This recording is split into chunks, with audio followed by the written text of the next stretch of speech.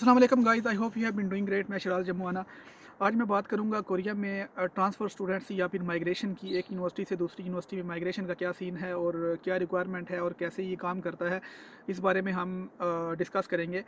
तो सबसे पहले अगर आप क्वेश्चन मेरे से पूछेंगे कि क्या कोरिया में यूनिवर्सिटी चेंज करना पॉसिबल है या फिर माइग्रेट करना या फिर ट्रांसफ़र करना यूनिवर्सिटी से यूनिवर्सिटी में, तो पॉसिबल है, तो बिल्कुल पॉसिबल है।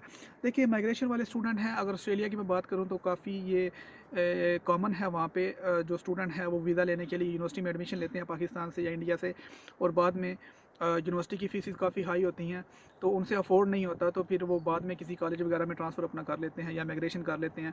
तो कोरिया में भी ऐसा सीन है, लेकिन कोरिया में कॉलेजेस में आपको एडमिशन मिलना काफ़ी मुश्किल है, और अगर आपको एडमिशन मिल जाता है तो यहाँ पे आपको वीज़ा लेना काफ़ी मुश्किल हो जाएगा।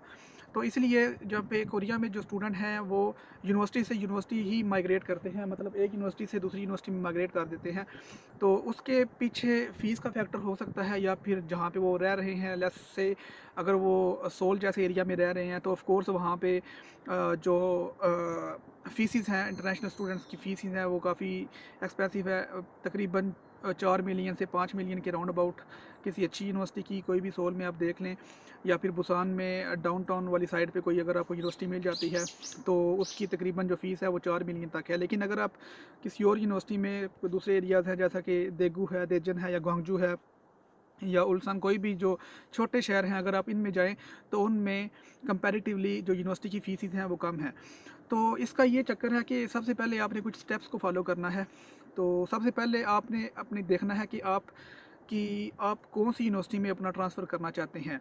और दूसरी बात ये है कि आप जो मेजर इस यूनिवर्सिटी में पढ़ रहे हैं, लेट्स से कि आप पाकिस्तान से या इंडिया से मैकेनिकल इंजीनियरिंग में कोरिया आए हैं, बीएस में या मास्टर्स में, और आपने देखना है कि जिस यूनिवर्सिटी में आप ट्रांसफ़र करना चाहते हैं, उसमें मैकेनिकल इंजीनियर है या नहीं है। तो अगर आपको मिल जाता है मैकेनिकल इंजीनियरिंग, तो फिर आपने यूनिवर्सिटी का रूल देखना है कि ये ट्रांसफ़र स्टूडेंट्स को एक्सेप्ट करती है या नहीं करती। अगर एक्सेप्ट करती है तो इनका क्या चक्कर है, क्या हिसाब किताब है, क्या रूल करती है। तो इसके लिए तैयारी आप कम से कम भी 6 महीने या साल पहले अपनी तैयारी शुरू करें। ट्रांसफ़र करने के लिए यूनिवर्सिटी के लिए, कोई भी जो यूनिवर्सिटी है वो 1 साल की एजुकेशन आपसे मांगती है, और बस टाइम समटाइम्स वो 2 सालों की भी, मतलब वो कहती है कि आपके 4 सेमेस्टर होने चाहिए कोरिया में। आप ऑलरेडी स्टडी की हो 4 सेमेस्टर, या फिर आपने 2 सेमेस्टर की लगा कम से कम भी स्टडी की हो। अकॉर्डिंग टू यूनिवर्सिटी के रूल पे डिपेंड करता है कि वो क्या करती है।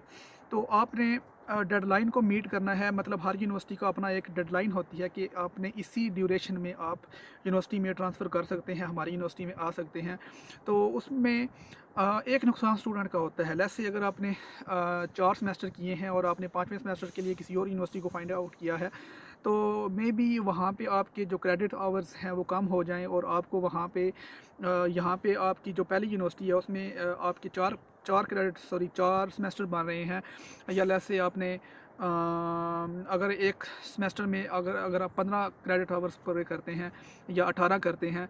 जैसे कि मैं बात करता हूँ, जैसे मैं चोनम यूनिवर्सिटी की बात करता हूँ, ठीक है, तो पहले साल में तकरीबन हमें 36 क्रेडिट आवर्स पूरे करने होते हैं, और उसके बाद अगर हम कहीं पे ट्रांसफ़र करते हैं तो यही जो क्रेडिट आवर्स हैं वो हमारे दूसरी यूनिवर्सिटी में भी 30 काउंट हो या फिर 26 काउंट हो। वो डिपेंड करता है कि जो आपने क्रेडिट्स लिए हैं, जो आपने स्टडी की है, वो उस यूनिवर्सिटी के स्केजुअल के हिसाब से कितना मैच करती है।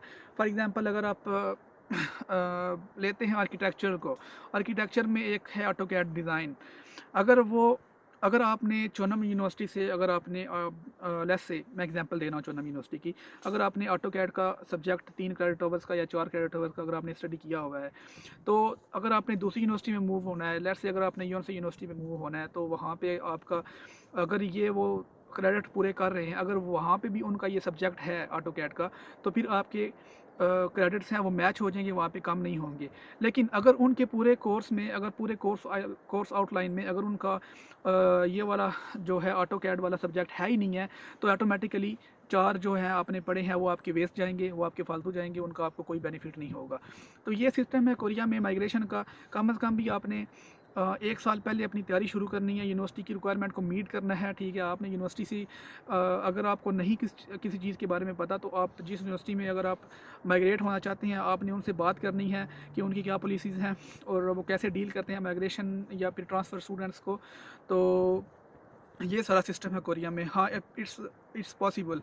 और दूसरी बात, सबसे इम्पॉर्टेंट बात ये है कि आपने ये भी पता करना है कि अगर आप ट्रांसफ़र स्टूडेंट उनकी यूनिवर्सिटी में करते हैं तो पाकिस्तान तो नहीं जाना पड़ेगा इसके लिए, क्योंकि समटाइम्स कुछ यूनिवर्सिटीज़ ऐसी हैं जो आपका वीज़ा वो कैंसिल कर देती हैं और आपसे डिमांड करती हैं कि आप वापस अपनी कंट्री में जाएँ, इंडिया जाएँ या पाकिस्तान जाएँ जहाँ से आए हैं, और हम आपको अपना एडमिशन लेटर सेंड करते हैं, आप वहाँ से वीज़ा लगा के आएँ। तो आपने सबसे पहले मेक श्योर ये करना है कि वो जो यूनिवर्सिटी है उसका ये पॉलिसी है कि आपको वो यहाँ से ही वीज़ा एक्सटेंड करवा के देगी या नहीं देगी। तो ये ज़रूर आपने मेक श्योर करना है। बाकी ट्रांसफ़र स्टूडेंट्स या migration is possible in Korea. तो उम्मीद है आपको ये वीडियो पसंद आई होगी। Do subscribe to my channel. See you.